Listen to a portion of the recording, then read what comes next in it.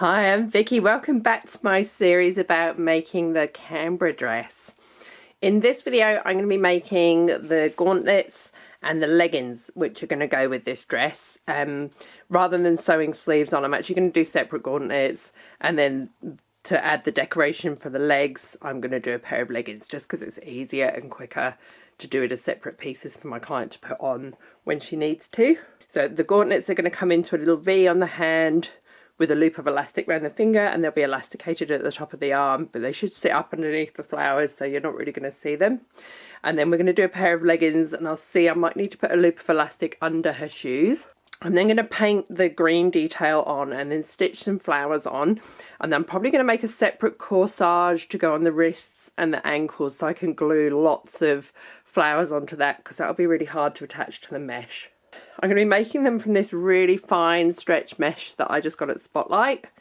Yeah, it's got a good stretch to it. It's not the best colour. It's a bit yellow. You can see it's not very flesh coloured. But once it's on and pulled tight, and once we've got the decoration on, it will be fine. Because of the tight turnaround on this dress, I didn't have time to hunt for something perfect.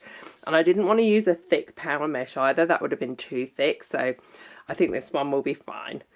So I'm actually going to start just by cutting the selvage off, because it's just puckering the edge of the mesh up a little bit. So the stretchiest part of the mesh is going this way. So that's selvage to selvage on this fabric. It does vary between stretch fabric, so check it before you cut it out. So I want that part going around the arm, and then it stretches a little bit less this way. So that's going to go down the arm. So I'm going to fold my mesh over just about the width I need to cut the gauntlet, making sure it's just sitting nice and flat. Then I'm going to use this gauntlet pattern as a starting point. This is the one I made for Sian's black outfit that I made recently. I didn't film that, but you can see pictures of it on my social media. So I'm going to use this because I know this part at the wrist is about right, but this came up to just above the elbow, so I'm going to need to extend it to the full length that I need for this one, and then work out how wide I need to make it at the top to fit the top of my client's arm. So I'm going to trace it off and then just alter this part to be longer and the right width at the top. So my finished length to the wrist needs to be 21. Let's move it this way. So that's my wrist about there. It needs to be 21. So I'm going to cut it to 22 to allow the seam allowance at each end.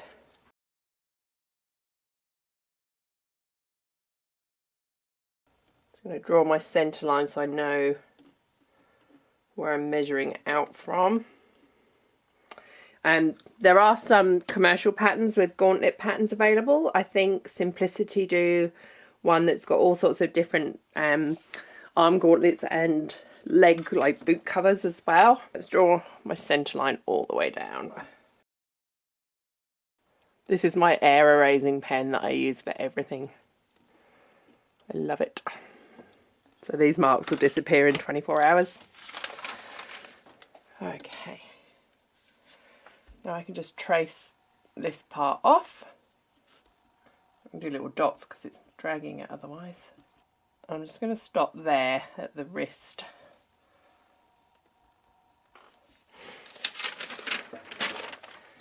Then I'm going to come back up to the top and draw the curve that I've got here, and then I can work out how wide I need this to be to fit the top of my client's arm. She's pretty slim, so I might not actually need to change it. So the top of her arm is 12 3/4 inches, but we want some negative ease on there so it's nice and tight. So 10 with elastic. If I pull that, will stretch easily to what we need. So I'm going to leave that measurement as it is. So now I can draw a line, just joining those 2 points up.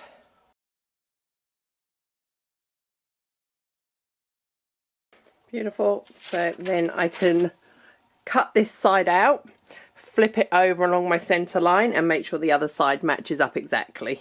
So I'm going to do exactly that, and I'm going to cut it out with my little wheel on my cutting mat. Just holding it so it doesn't stretch as I go along.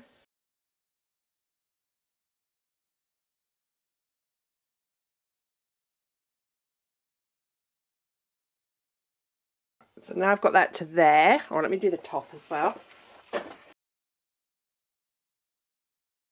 So now I've got this first side cut out. I'm going to fold just one layer of it over. It's so delicate, this stuff. And now that's in half, I can cut down the other side, and I know they're going to line up. In fact, my original pattern's a little bit out there, so.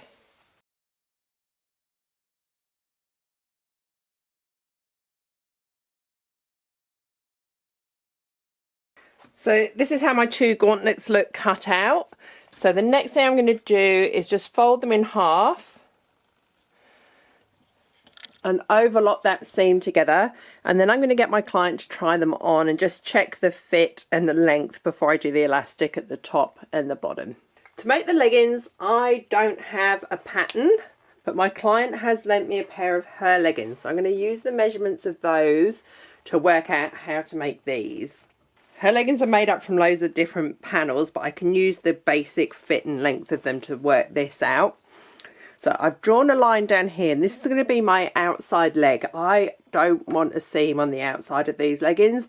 I only want the crotch seam and the inside leg seam. So this is my outside line. So next I'm going to fold her leggings in half to work out my waist measurement. I've never done this before, so I'm kind of hoping it works.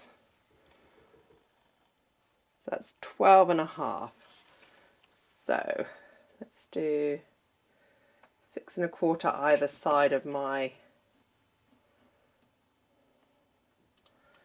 centre seam. So that's going to be, one of these is going to be my centre front and one of these is going to be my centre back. I'm just going to leave that straight for now. You can just see the lines on my cutting mat through here, which is handy. So that's the outside of my hip, and one of these is centre front and one is centre back. So next I'm going to measure how far down the crotch seam is from there. So from the top to there is about 12 inches. Oh gosh, this is moving this every time. So let's measure down 12 inches. So our crotch will come out like that, front and back, and then this will come into the leg. Oh, it's kind of got to gusset. I think if we do front and back about the same, it won't matter. Although, let's fold it in half to the middle of that gusset. Let's do that. So,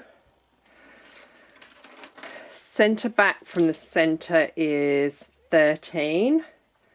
And then the centre front I can feel is, where's that top of that waistband? So 11.5. So 13 at the back, 11.5 at the front. If we do this as the front, so we need to curve this sort of down and out to there, and that needs to be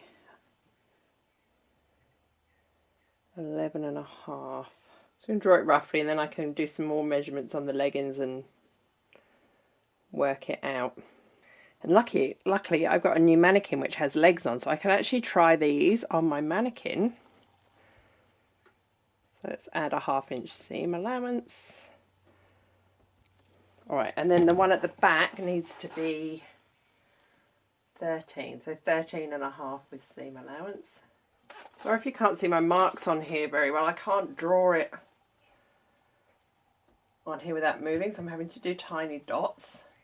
Okay, so we've got front crotch, back crotch, and then we'll come down into the leg from there, but I'm wondering if this is too wide, so I'm just going to measure like across the leggings at that point. It's about 20. Oh, and mine is about 20 as well, so I'd say that's fine. I'm going to cut it out and pin it on the mannequin and see how it's looking. Then the last thing I need to do is the legs and the actual size of each leg. So that's my side seam. It needs to come to there and there. And yeah, look, that's working out really nicely from how I've drawn my crotch here. So I might have to take it in because this mesh is a bit stretchier, but I'll stitch it like this, and once my client's tried it on I can take it in if I need to. So that's one side of my leg. So I'm going to cut this side and then I'll flip it over and match this line up with that line like we did with the gauntlets. And then I just need to curve that top part. I'm just going to curve it up a tiny bit at each side, and then I can alter this on the mannequin if we need to. Then it's going to have an elastic waistband on the top. Alright, so I'm going to cut this out with my wheel, flip it over onto the halfway mark and cut the other side, and then I'm going to just pin it or tack it together and we'll try it on the mannequin. So this is my new mannequin. She has arms, she has a head, and she has legs, or the top of her legs anyway, which means I can put trousers and leggings and corset bodies on her. And the arms pose as well, which is really cool. Even the hands are jointed. And she's on wheels for easily wheeling around the studio too. I'll put a link in the description to where I bought her. She wasn't cheap, but I love her. And I'm probably going to buy some more at some point when I've got the money. So this means I can try these leggings on and see how they're looking. So all I've done is I've pinned one half together, and I can pin it on here and see how we're doing for fit. So I'm going to take that arm out so it's out of the way.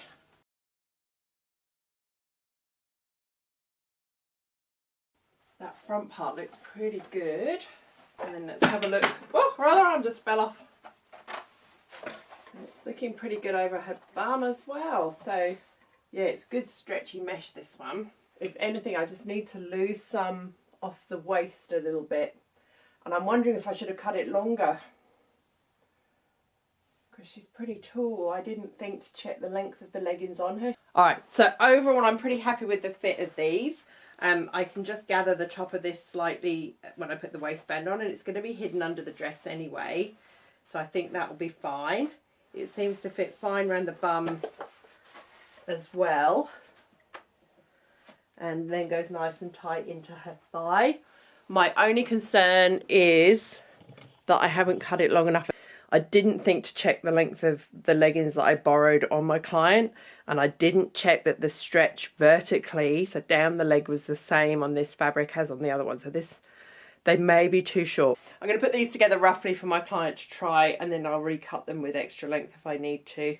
But I'll keep this pair as a pattern to use for other things, so they won't be wasted. Okay, so here is where I'm up to with the leggings and the gauntlets. So I've overlocked the seam of the gauntlet, and we've got the little point at the bottom, and these are really long. These are definitely long enough. I just want to check the fit around the top of the arm and around the wrist on my client before I go ahead and put the elastic on. If anything, I might have to just shorten these slightly. The fit of the leggings at the top I'm really happy with, but I definitely haven't cut them long enough, which is a bit annoying. But I think I also need to cut them a little bit longer in the waist too. I think I'm going to have to just make them a touch longer here. So again, I'll get my client to try them on, check the fit's okay, and then I can use these as my pattern to cut them better. And then I can keep these as a pattern for future leggings as well, because it's a pretty good start for, yeah, for this shape of legging with no side seam. So the waist is fitting better than I thought it would from when I pinned it on here.